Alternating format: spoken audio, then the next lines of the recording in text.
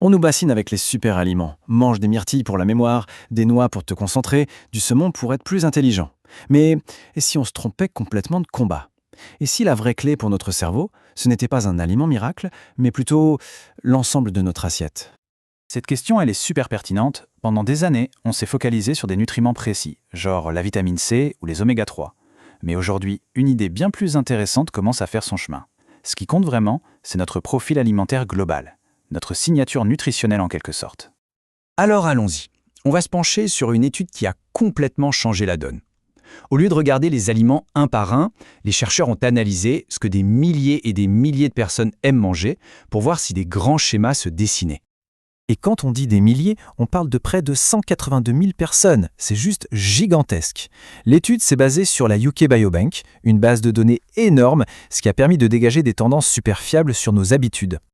Et ce qu'ils ont trouvé, c'est assez fou. En analysant tout ça, ils n'ont pas trouvé une infinité de régimes différents, non. En fait, il y a 4 grands profils qui ressortent très très nettement. 4 grandes signatures alimentaires.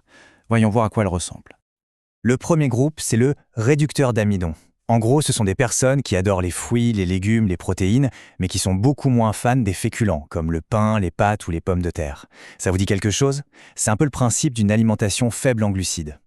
Le deuxième sous-type, lui, pas de surprise, on le reconnaît tout de suite. Une passion pour les fruits et les légumes, mais un appétit bien plus modéré pour les protéines animales, comme la viande ou le poisson. C'est le profil végétarien assez classique. Alors là, on a un profil différent, le riche en protéines, faible en fibres. Ce sont les amateurs de snacks, souvent transformés, et de protéines, qui en revanche ont tendance à laisser un peu de côté les fruits et les légumes. Et enfin, le quatrième profil, l'équilibré. C'est celui qui aime un peu de tout, sans avoir de favoris ou d'aliments détestés. Les préférences sont réparties de manière assez homogène entre toutes les grandes familles d'aliments. Bon, on a nos 4 équipes si on veut. Mais la question à 1 million, c'est est-ce que ces habitudes alimentaires ont un impact réel, un impact mesurable sur notre cerveau? Accrochez-vous bien, parce que c'est là que ça devient vraiment passionnant. Et la réponse, c'est un oui massif. Et pas juste un peu, c'est visible physiquement dans le cerveau. Les chercheurs ont trouvé des différences flagrantes.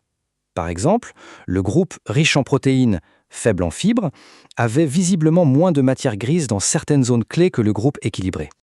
La matière grise, c'est quoi au juste? Pour faire simple, c'est le quartier général du cerveau.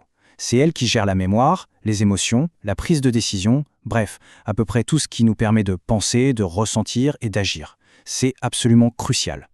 Mais attendez, ce n'est pas tout. Le régime équilibré était aussi associé à une matière blanche en meilleure santé. Si la matière grise, ce sont les villes, eh bien la matière blanche, ce sont les autoroutes à très haut débit qui les relient. Une bonne communication entre les différentes zones du cerveau, c'est fondamental. Ok, donc ce profil équilibré a l'air de cocher toutes les cases pour la santé du cerveau. Mais concrètement, qu'est-ce que ça signifie pour le bien-être mental et pour les capacités cognitives au quotidien? Les chiffres sur la santé mentale sont sans appel. Comparé au groupe équilibré, le profil végétarien présentait un risque de dépression 18% plus élevé. Et pour le groupe riche en protéines, faible en fibres, c'était même 22% plus élevé. Attention, ce ne sont pas de petits écarts, c'est une différence statistiquement très significative. Et cette tendance se confirme absolument partout.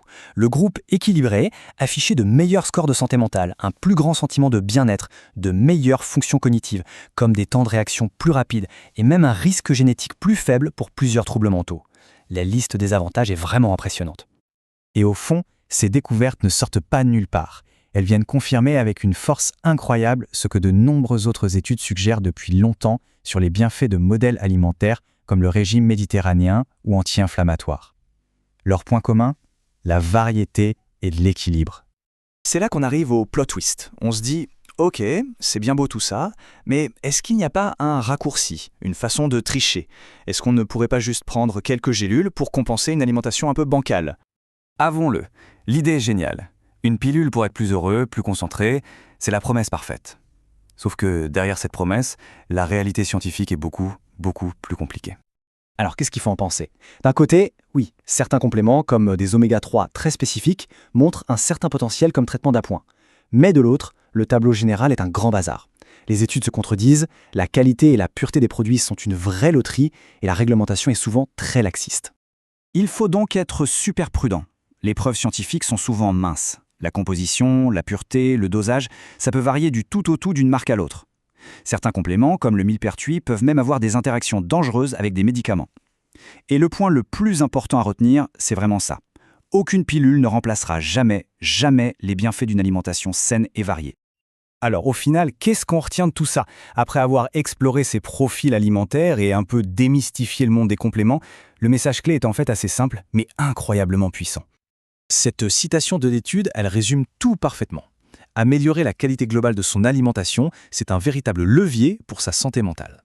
Ce n'est pas de la magie, c'est simplement donner à son cerveau le carburant diversifié et de qualité dont il a besoin pour fonctionner au top de ses capacités. Et ça nous ramène à notre point de départ. L'objectif n'est pas de partir à la chasse au super aliment parfait, mais de viser l'équilibre général.